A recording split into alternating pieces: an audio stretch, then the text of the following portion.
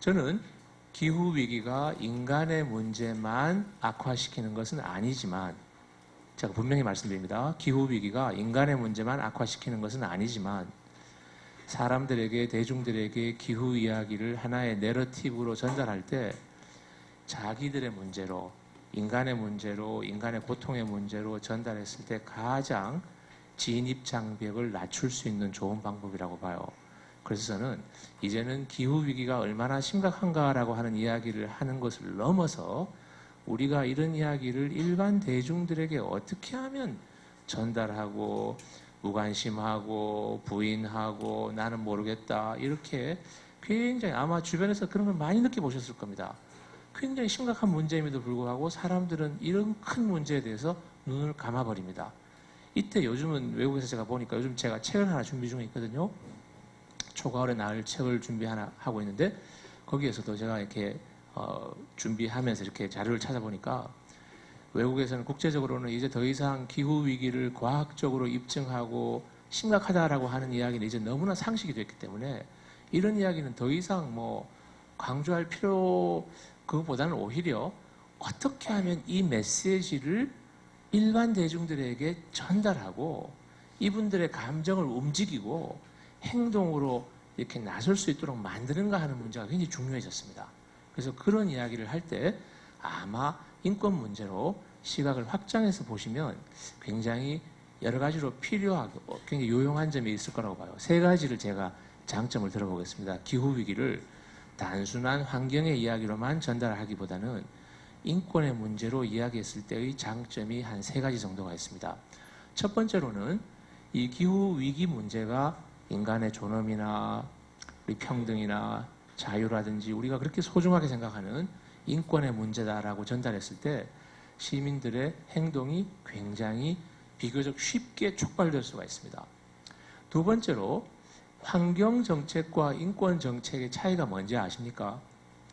우리가 뭐 정책의 종류가 많죠. 뭐 무슨 정책, 무슨 정책 종류가 많지만 인권이라고 하는 것은 개념 자체가 인간의 절대적 존엄성을 절대적으로 보장해야 된다라고 하는 기본 전제에서 출발하기 때문에 인권이라고 하는 말을 쓰는 순간 특히 국제적으로 뭐 유엔이라든지 이런 여러 가지 공공기관에서 어떤 문제를 인권 문제로 제도화하는 순간 그 문제는 국가가 반드시 지켜야 되는 의무의 문제로 전환이 됩니다.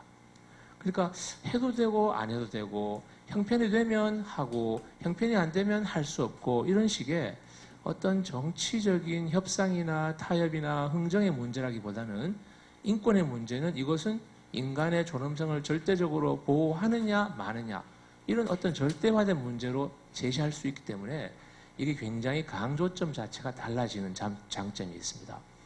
세 번째로 인권의 문제로 이렇게 보게 되면 국제인권운동에서 제가 쓰고 있는 책에서도 이 문제를 좀 강조하려고 하는데 국제인권운동에서도 굉장히 어떤 문제를 인권으로 프레임했을 때 이것을 국제법이라든지 이런 식으로 해서 어떻게 할 수 있느냐라고 하는 어떤 예를 들어서 기업체를 어떻게 처리하고 처벌하고 또 이 환경 문제를 야기시킨 어떤 책임 있는 사람들에게 어떻게 하면 철저하게 배보상을 갖다가 물리고 그리고 어떻게 하면 최소한의 평등과 정의를 갖다가 이룩하고 이런 부분에 있어서 이제 인권운동이 이렇게 오랫동안 해놓은 한 70년 넘게 닦아놓은 방법론이 있습니다. 그런 걸 갖다가 환경운동에서도 좀 더 받아들여서 아하 인권운동이 하고 있는 어떤 굉장히 말하자면 여러 가지 도구 중에서 확실한 어떤 툴이 있구나라고 하는 걸 갖다가 좀 이렇게 생각해 주시면 좋겠어요. 그래서 이 세 가지가 저는 기후위기를 반드시 인권으로만 보시라는 말은 아닙니다. 환경적이고 생태적인 측면이 다 반드시 베이스로 깔려야 되는 것이지만 그 위에서 인권의 관점에서도 보실 수 있도록 시각을 대체하는 것이 아니라 확장하는 것이 세 가지 정도의 결정적인 어떤 장점이 있다. 여기까지 말씀드리고 제가 그렇다면 기후위기가 어떤 식의 인권을 침해하는가 한 6가지 정도로 말씀을 드리겠습니다. 생명부터 시작해서 건강, 생계, 법치, 붕괴까지 한 6가지 정도를 하나씩 말씀을 드리겠습니다. 우선 이 생명권과 생존권을 한번 보십시오. 이 생명권은 아시다시피 지금 국제적으로 이 인권, 우리가 보통 뭐 인권 하면 무슨 권, 생명, 자유, 뭐 행복 추구, 뭐 사상, 양심, 종교, 집회 및 결사, 표현의 자유 이렇게 얘기하시지만 지금까지 국제적으로 나와 있는 공식적인 인권의 가지 숫자가 한 70가지쯤 됩니다. 한 70가지 정도가 확실하게 인권이다라고 정해져 있는데 그 중에서도 어떤 리스트에서도 생명권은 제일 앞장서 있습니다. 왜냐하면 사람이 생명이 있어야지 뭐 그 다음에 인권을 이야기할 수 있는 거죠. 사람이 죽고 나면 그 다음에 어떤 인권, 그래서 그 생명이 바로 모든 인권의 출발점인데 그 생명권이 엄청나게 이 침해를 받습니다. 예를 들어서 뭐 폭염이라든지 뇌졸중 사망률이라든지 이런 것들은 뭐 이렇게 보시면 아실 수 있는 겁니다. 작년에 보니까 이 서울대 보건대학원의 홍윤철 교수님이 이 정부 집계하고 이렇게 정부에서 공식적으로 발표한 거하고 그 실제로 사망률을 갖다가 조사를 하셨는데 이 2006년에서 17년 사이에 이 전국 사망자 숫자를 갖다가 이렇게 선생님의 방법론으로 조사를 해보시니까 이렇게 많이 사망한 걸로 나왔어요. 이 정부 집계보다도 한 20배 이상 실제로는 더 사망한 게 나온다고 합니다. 그리고 기온이 상승하면 실제로 자살률까지도 높아집니다. 자살도 높아지고 또 청소년이나 청년들의 부상, 예를 들어서 뭐 이게 지금 WHO에서는 최근에 굉장히 큰 문제가 되고 있어. 더워지면 특히 젊은 층들이 야외 활동이 늘어나고 음주라든지 자동차라든지 뭐 각종 폭력, 폭행 사고 같은 게 늘어나면서 이게 지금 사망률 증가 굉장히 중요한 문제가 되고 있어. 그 다음에 이 미세먼지 이 문제도 실제로 뭐 미세먼지 자체가 이 기후 위기하고 연동되어 있는 문제인데 이게 이제 1.5도 증가하고 2도 증가의 차이가 1.5도 선에서 우리가 저지시키거나 또는 2도까지 올라가거나 할 때 0.5도 차이가 약 한 1년에 전 세계적으로 1억 5천만 명 정도의 조기 사망률의 차이로 이어진다고 합니다. 이것은 홀로코스트의 한 25배 정도 되는 사람이 매년 죽는다는 뜻입니다. 한번 생각해 보세요. 그 다음에 이 기후 난민 같은 현상도 지금 국제적십자사에서 작년 발표에 따르면 전 세계에서 앞으로 2030년부터는 아마 거의 존엄한 이주로 이 명칭도 새로 생겼습니다. 존엄한 이주라고 하는 그 텀이 생겼는데요. 이 문제로 1년에 수억 명씩의 기후 난민이 발생할 가능성이 높다. 실제로 남태평양 같은 섬나라의 경우에는 2030년에서 2035년, 지금부터 10년에서 15년 사이에 섬나라 자체가 다 물에 잠길 가능성이 높아졌다라고 얘기를 하고 있죠. 그러니까 이제 이런 식의 생명권, 생존권이 굉장히 인권의 기본 전제를 갖다가 무너뜨리고 있습니다. 이 지도 한번 보시죠. 이 작은 지도 먼저 보시면 한국 있고 동남아, 호주 이 부분 작은 네모 이 부분이 전체 그림입니다. 여기에 이제 작은 섬나라들이 남태평양에 많이 모여 있습니다.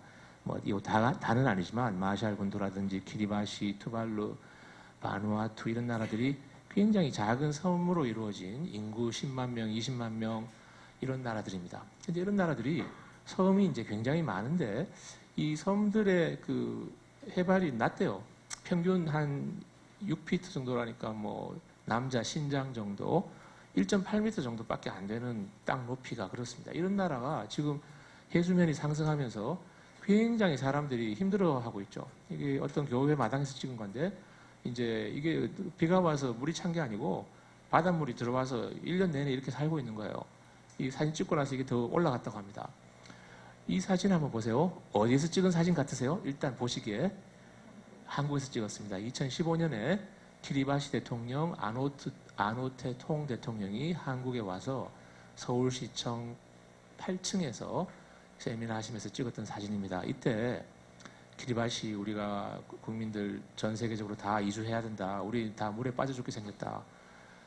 모든 나라에서 500명씩, 1000명씩 좀 받아달라 호소하러 오셨었어요. 근데 뭐 우리 한 명도 안 받았죠. 그러니까 이제 이런 식으로 우리가 전 세계적으로 우리가 생각지도 못하는 상황에서 사람들이 물에 빠져 죽고 있다. 이걸 갖다가 한번 생각해 보시면서 인간의 문제로 한번 이렇게 짚어보시면 좋겠어요. 자, 이게 하늘에서 찍은 키리바시 이런 식의 섬들이 수백 개가 이렇게 이어져 있는 겁니다. 근데 몇 년 전까지만 해도 이 바닷가가 이까지 나와 있었어요. 근데 여기 다 물이 차고 지금 이렇게 일부 동네가 이렇게 여기 가까운 데는 20m 이렇게 사람들이 갈 데가 없는 거예요. 또 보시다시피 산이 없습니다. 아주 낮은 그 바로 이제 발밑으로 이렇게 물이 차 올라오는 거죠. 바닷물이. 요게 바로 제가 어젯밤에 뉴스 보고 지금 가지고 온 겁니다. 요한의 테이티오타라고 하는 사람 이름입니다. 이분이 사람 이름인데 남타라와, 이 남타라와가 이 키리바시에 있는 섬 중에 하나예요. 여기에 사시던 주민인데 이분이 몇 년 전에 2016년에 뉴질랜드로 도망을 가서 뉴질랜드에 기후 난민 신청을 한 겁니다. 근데 어제 UN 인권위원회에서 결정이 났어요. 근데 이제 뉴질랜드 정부에서 당신은 기후 난민으로 인정할 수 없다. 아직 키리바시가 완전히 물에 빠진 잠긴 상태가 아니기 때문에 지금은 난민 안 된다 이렇게 된 거예요. 그래서 이 양반이 이걸 갖다가 유엔까지 가지고 간 겁니다. 가지고 왔는데 18명의 위원들이 16대 2로 이분의 케이스가 졌어요. 어제 졌는데 다행히 이분의 개인적인 케이스는 졌지만 유엔 인권위원회에서 굉장히 중요한 하나의 결정이 났습니다.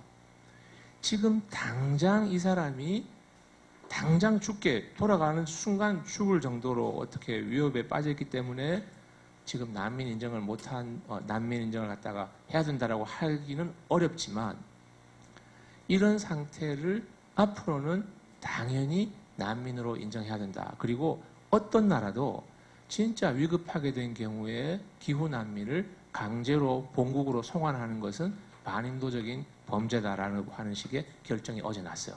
그러니까 굉장히 이분의 개인적인 케이스는 좀 어렵지만 잘 풀린 건 아니지만 큰 어떤 법적인 선례는 나온 겁니다. 이분이 인권위원회에서 뭐라고 증언했는가 하면 1947년에 이 남타라와에 1641명이 살았답니다. 근데 2010년에 이 인구가 5만 명이 됐어요. 왜 그런지 아십니까? 다른 섬들이 다, 주변에 있는 섬들이 다 물에 잠기면서 사람들이 전부 다 그나마 약간 높은 남타라와로 다 이주를 해버린 거예요. 그러니까 이 한 60년 사이에 70년 사이에 인구가 몇십 배가 는 거예요. 5만 명이. 요 정도가 딱 맞는 섬이었는데 5만 명이 돼버린 거예요. 그래서 사람들 사이에 갈등 생기고 충돌 생기고 범죄율 높아지고 물 부족해지고 이 농사 지을 수 있는 땅에 다 이렇게 바닷물 올라오면서 아시다시피 바닷물이 한번 들어오면 농토는 못 쓰게 됩니다. 그러니까 이제 굉장히 지금 악유다툼의 상황이 벌어지고 있다는 거예요. 그래서 그런 식의 현상이, 그래서 어쨌든 이분 이름 기억해 주시면 좋겠어요. 요한의 테이티오타라고 하는 이분의 이야기가 아마 앞으로 기후 위기, 기후 난민을 이야기할 때 하나의, 우리가 보통 그레타 툰베리 이야기 많이 하지만 기후 난민의 하나의 상징적인 역사적인 물꼬를 바꾸어놨던 본인의 케이스는 이기지 못했지만 이 굉장히 중요한 어떤 그 결정을 갖다 이끌어낸 장본이다 이렇게 아마 기억을 해주시면 좋겠습니다. 요게 이분이 살던 그 동네 사진이에요. 여기 보시면 여기까지 다 농사 짓던 땅이 지금 다 바닷물이 차 있고 이런 식으로, 그러니까 이제 굉장히 참 살기 어려운 형편이 되고 있는 겁니다. 요 사진 보시면 키리바시에서 아이들이 처음 초등학교 들어가면 제일 먼저 선생님들이 보여주는 그림 자료입니다. 니네들이 앞으로 조금만 있으면 다 도망가야 될 신세이기 때문에 마음의 준비를 해야 된다. 그러니까 우리 같으면 애들 학교 가서 가나다라 배우고 노래 배우고 친구들하고 한창 뛰어놀 아이들한테 제일 먼저 가르쳐주는 게 우리는 난민으로 떠돌아다니고 살아야 되기 때문에 그 마음의 준비를 시키는 거예요. 이게 바로 지금의 상황입니다. 이것은 방글라데시에서 이렇게 나온 그림이고요. 이것도 방글라데시에서 찍은 사진입니다. 이게 밑에서 하류에서 이렇게 폭우가 오니까 바닷물이 올라온 겁니다. 자, 이것도 사실 제가 보니까 작년에 나온 제가 TV 자료 캡처해 봤는데 한국도 전혀 해수면 상승해서 이렇게 안전한 나라가 아니다. 우리가 한반도가 전 세계 평균 기온보다 기온이 아니라 바닷물 해수면 해양 온도가 2.5배인가? 하여튼 그렇게 빨리 더워지고 있는 나라다 이렇게 나와 있습니다. 그 재작년에 2018년에 최고기온 경신했던 이야기 좀 드릴게요. 이때 제가 생명공학하고 연결시켜서 말씀을 드리고 싶은데 뭐 전국적으로 굉장히 더웠던 기억을 아마 하실 겁니다. 기상 관측 이래 가장 더웠고 어쩌고 저쩌고. 근데 이때 폭염으로 사망했던 사람들 숫자가 이 질병관리본부 우리나라 그 보건복지부 산하에 있는 질병관리본부에서 우리 전국의 종합병원 506개 종합병원을 전체적으로 이렇게 그러니까 전 국민 전수조사는 아니고요. 종합병원에서 매일 입원 환자와 사망한 환자를 이렇게 보고를 받아서 엑셀로 해서 통계를 잡는 겁니다. 근데 이때 이렇게 5월 20일부터 9월 10일까지 쭉 18주 동안 이분들이 이제 응급 환자로 입원하신 경우고 돌아가신 분들 7월 말 8월 초에 굉장히 많으셨어요. 그래서 이렇게 입원 환자 48명 사망자 이렇게 나왔습니다. 근데 아까 말씀드린 것처럼 한국의 정부의 공식 통계가 굉장히 보수적으로 추산하는 경향이 있어요. 그래서 이게 질병관리본부에서 이렇게 발표하고 나서 작년 말에 이 폭염 사망의 추산 방식이 다르다라고 하는 식의 보도가 나오기 시작했습니다. 심지어는 같은 정부기관인데 우리나라 통계청에서 집계하기를 160명 돌아가신 걸로 집계가 나왔어요. 그 다음에 행안부 조사는 이 그 사망자 명부를 갖다가 이렇게 주민등록 이렇게 숫자하고 비교를 해가지고 이렇게 비교하는 건 7,000명이 더 죽은 걸로 나왔어. 2018년 여름에. 그러니까 이게 굉장히 큰 사건이었습니다. 엄청나게 큰 사건이었음에도 불구하고 저는요 48명이 한여름에 죽었다라고 나왔을 때만 해도 이것만 해도 사실 적은 거 아니죠. 사람의 존엄을 이 생명 죽은 분의 사망자 숫자로만 볼 수는 없는 거니까 한 명이 돌아가시는 거나 많은 분들이 돌아가신 거나 같이 중요한 사건이긴 하지만 그래도 어떤 그 뉴스 밸류라든지 사건의 사이즈로 보면 많이 돌아가신 분 사건이 더 큰 거죠. 근데 우리가 여기에 대해서 이 원래 모든 학문의 기본 출발점이 작은 것은 작게, 큰 것은 크게 그 비례성의 원칙이 모든 학문의 인식론적 방법론입니다. 근데 이 기후변화의 문제는 이 인식론이 완전히 역전되는 중요한 사례죠. 그러니까 작은 것은 작게, 큰 것은 크게 보지 않고 큰 것은 작게 보고 작은 것은 크게 보기. 그게 바로 사람들의 심리 같은 거라는 거죠. 이거 한번 보십시오. 2015년에 메르스 사태 때 전수조사입니다. 이것은 전수조사로 38분이 돌아가셨어요. 그런데 2018년에 폭염 사태 때 합계 사망자가 통계청이나 행안부 조사 아마 실제로 현실은 이 중간 어디쯤 되겠죠. 한 3,000명, 4,000명 정도 돌아가셨을 거라고 봐요. 근데 이 두 가지 사건 중에서 메르스 사태와 2018년 폭염 사태 때 우리 국민들의 관심이나 이 미디어의 관심이나 걱정이나 이런 것들이 어느 쪽이 더 컸습니까? 메르스 때 훨씬 더 공포스러워했고 훨씬 더 걱정했죠. 작은 것을 크게 보고 큰 것을 작게 본 대표적인 사례입니다. 그러니까 이 기후위기 문제는 이게 굉장히 복잡한 문제예요. 사람들은 특히 피해 보시는 분들이 이렇게 어려우신 분들 중심으로 피해를 봤을 경우에 사람들은 눈 하나 깜짝하지 않습니다. 그러니까 우리가 모든 사람의 생명이 빈부 또는 뭐 남녀노소, 뭐 계급, 성별 이런 거 관계없이 피부색 모든 거 차별 없이 모든 사람들의 기본적인 존엄이 동일하다라고 하는 데서 출발하는 것이 인권인데 제가 보기에는요 사람들은 말로는 그렇게 이야기하지만 실제로 현실 속에서 벌어지는 인간의 존엄성에 대해서는 철저하게 계층화시켜서 파악하는 것 같아요. 굉장히 유명한 사람, 잘난 사람, 명망가들, 돈 있는 사람들 이런 사람들이 어떤 일 당하면은 굉장히 난리를 치고 호들갑을 떨어도 이렇게 우리 주변에서 이름 없고 이렇게 힘 없고 영향력도 없고 이런 분들이 돌아가시는 것에 대해서는 몇천 명이 돌아가셔도 눈 하나 깜짝하지 않습니다. 두 번째로 건강권 이야기를 드리겠습니다. 건강권은 뭐 잘 아시는 거죠. 열사병이나 일사병, 뇌졸중이 굉장히 높아진대요. 말하자면 그 중풍 환자가 늘어나는데 이렇기 때문에 통계에서 항상 혼란이 초래된다고 합니다. 그러니까 통계에서는 보통 그날 돌아가시고 하면은 이제 사망자로 집계를 하는데 뇌졸중이 오셔서 오랫동안 앓으시다가 돌아가시면 이걸 갖다가 그대로 이렇게 사망자로 집계를 안 하는 거예요. 그러니까 사실은 사회적 비용으로 보면 본인에게나 주변에나 이렇게 뇌졸중으로 오래 앓으시다가 돌아가신 게 훨씬 더 고통스럽고 여러 가지 사회적 인간적 비용이 더 초래됨에도 불구하고 이런 것들이 이렇게 많이 크게 주의를 못 받는 거죠. 그리고 정신질환자 입원율도 굉장히 높아진다고 합니다. 그리고 뭐 각종 질환들, 직한이 우리나라 지금 뭐 말라리아 또는 몇 년 전에 어디 갔죠? 콜레라. 거제에서 콜레라도 지금 3년 전에 30 몇 년 만에 다시 돌아왔습니다. 그러니까 이런 식의 이야기들이 건강권 굉장히 예방의학이나 공중보건이나 보건대학원 같은 데서 계시는 교수님들 이야기 들어보면 지금 공중보건의 위기다 이런 이야기를 많이 하세요.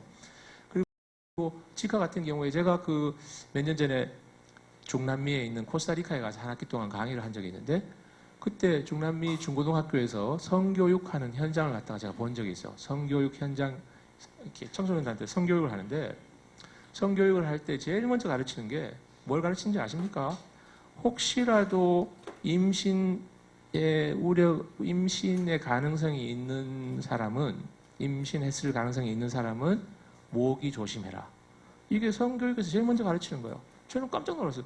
성교육에서 무슨 모기 문제를 가르치나? 이게 지카 때문에. 이 지카가 너무 지금 심해져가지고 이 지카 바이러스 모기가 이렇게 옮기는데 여기에 이렇게 쏘이면 이렇게 굉장히 이렇게 저는 사이즈가 작은 아이가 태어나고 굉장히 이렇게 힘든 거죠. 그래서 이제 이걸 갖다가 제가 깜짝 놀랐어요. 아, 이런 정도로 심각한 상태구나.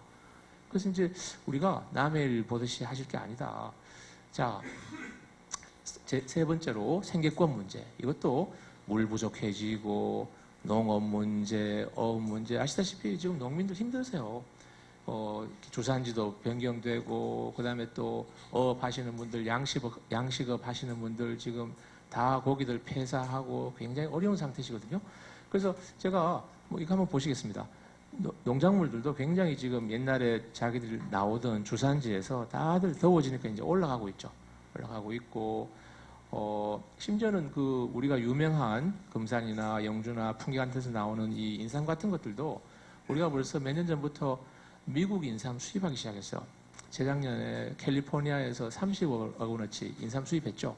그래서 그걸 갖다가 가공해서 고려 인삼이라고 딱지 붙여서 파는 겁니다. 우리가 더 이상 인삼 주산지가 아니에요. 그런 식으로 이제 이렇게 주산지가 변동되면 제가 이렇게 얘기하면 학생들 중에는 이제 교수님 뭐 한 군데서 나던 게 여러 군데서 나면 좋은 거 아닙니까? 이렇게 묻는 친구도 있어요. 그러면 이제 사실 그런 게 아니죠. 원래 나던 주산지의 농산물은 굉장히 질이 떨어지고 또 새롭게 나오는 데서는 당도도 떨어지고 여러 가지 문제가 생겨요. 그러면 이제 더 당도를 맞추고 하기 위해서 더 많은 인공비료 뿌려야 되고 그러면 땅 지질 더 나빠지고 이게 악순환이 계속되는 겁니다. 요거 아까 제가 말씀드렸고요. 뭐 이렇게 어업 같은 경우에도 지금 고기 다 최근에 들어서 제가 보니까 고등어랑 멸치는 약간 늘었다라는 보도를 제가 봤는데 나머지 우리 국민들의 국민 생선이라고 이야기하는 생선들은 지금 다 굉장히 많이 이렇게 어획고가 이렇게 줄었습니다. 네 번째로 인권 침해, 분쟁이나 폭력이 증가한다. 이게 제가 네이처나 사이언스 같은 그 과학 잡지들을 보면서 이게 외국에서 엄청나게 이 문제가 지금 아까 조천호 박사님도 시리아 문제도 얘기하고 하시고 하셨는데 전쟁도 마찬가지지만 특히 이게 이제 전쟁이나 분쟁이나 각종 내전뿐만이 아니라 개인 간의 폭력이나 이런 식도 굉장히 높아지는 게 나와 있어. 미국의 시카고에서 나온 그 제가 한번 그 연구를 보니까 개인 간의 폭력이 지역에 따라서는 특히 콘크리트 많고 녹지가 부족한 지역에는 온도가 올라가면 개인 간 폭력, 총으로 의한 이렇게 사건, 그 다음에 강간 같은 어떤 대인 간 폭력 같은 문제들이 40%씩 늘어난대요. 그러니까 이게 폭염 문제가, 더위 문제가 굉장히 사람들 사이에 여러 가지 갈등, 물 자원을 놓고 벌어지는 다툼도 있을 수 있고, 또 더워지면 사람들의 어떤 여러 가지 방어 기제라든지 작은 어떤 도발에 의해서도 이렇게 확 화가 나고 하는 게 늘어나는 것 같아요. 제가 한 번은 제 강의 들으시던 그 교육대학원 선생님 한 분이 이야기를 들으시더니 굉장히 저 말이 맞는 것 같아요 라고 하시더라고요. 그 선생님이 초등학교 선생님이신데 더운 날 되면 더워지면 아이들이 더 싸운대요. 학교 내 교실 내에서.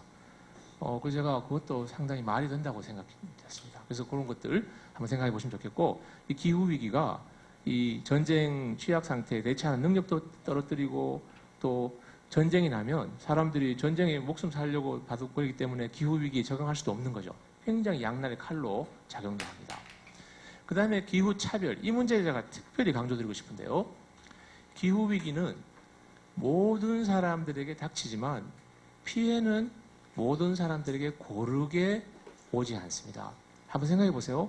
엄청나게 돈이 많아서 하루 24시간을 냉방시설에서 냉방시설로 옮기면서 동선 자체가 하루 24시간의 동선이 냉방시설에서 냉방시설로 옮겨 다니면서 사실 수 있는 여유 있는 분이 있을 터이고, 그렇게 못 하시는 분들이 많으실 거라고요.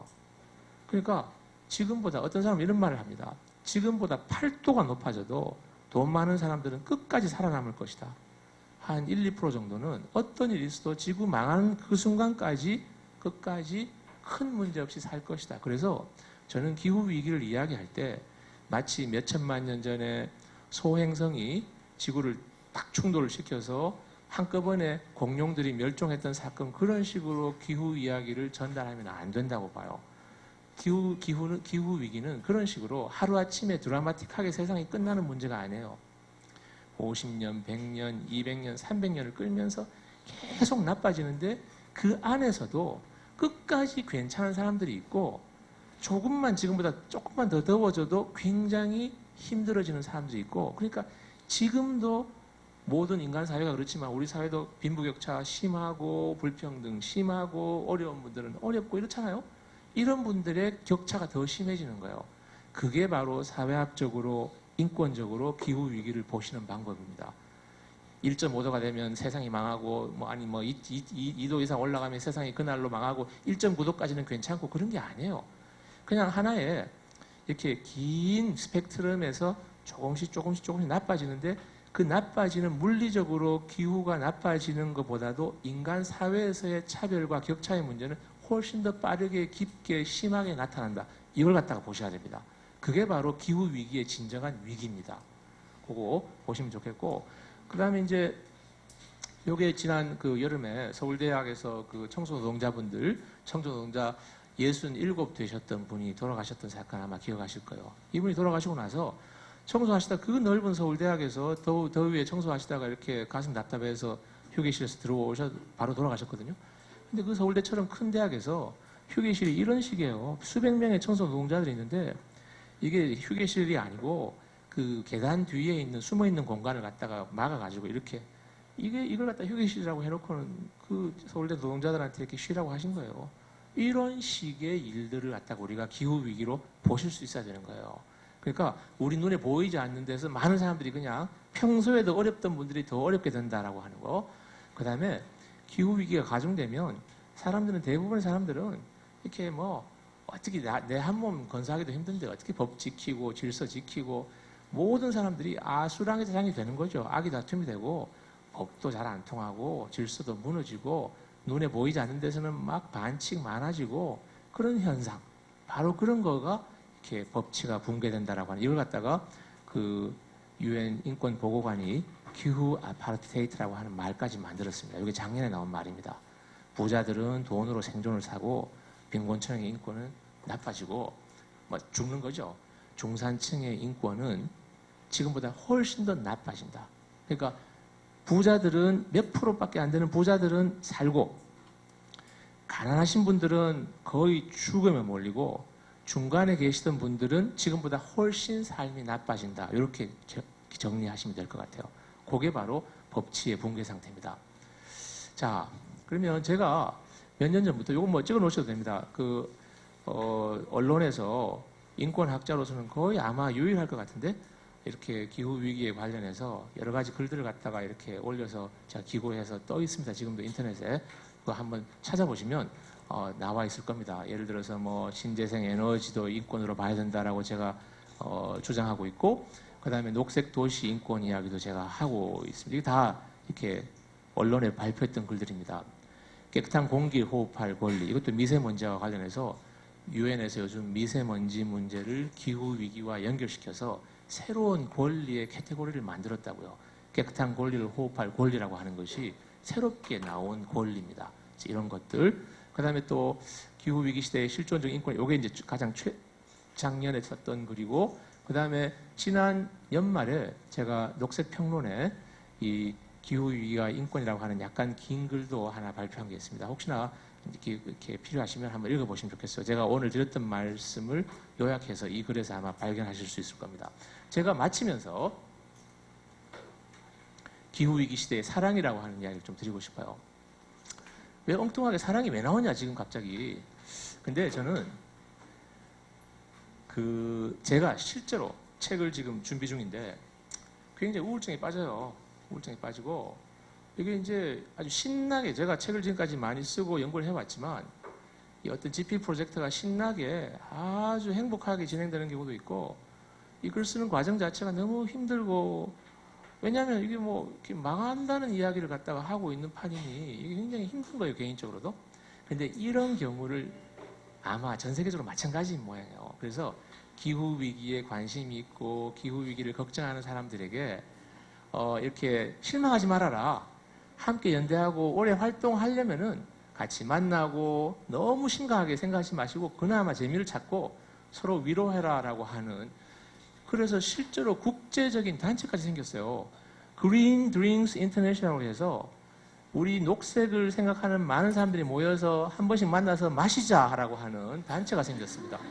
실제로 단체였고, 제가 이렇게 밑에 이메일 주소까지 적어놨는데요. 제가 확인해 보니까 지금 전 세계 77개국의 지부가 생겼는데 아직 한국에는 지부가 없더라고요. 그래서 누구라도 먼저 들어가셔서 연락해서 이렇게 그룹을 만드시면, 저는 지금 오늘 제 강의 들으신 분들 중에 빨리 누구라도 만드시면 돼요. 그래서 Green Drinks International을 들어가서 한국 지부도 만드시고 로컬 그룹도 만드셔서 가끔씩 만나서 같이 의견도 나누시고, 이런 이야기를 했더니 주변에서 어떻게 반응하더라, 너는 어떻게 생각하냐, 이렇게 서로 그렇게 서로 연대할 수 있는, 그렇게 해서 나중에 누구라도 이 그룹 만드시면 저 초청하시면 제가 기꺼이 가서 같이 한잔 해드리겠습니다. 마치겠습니다.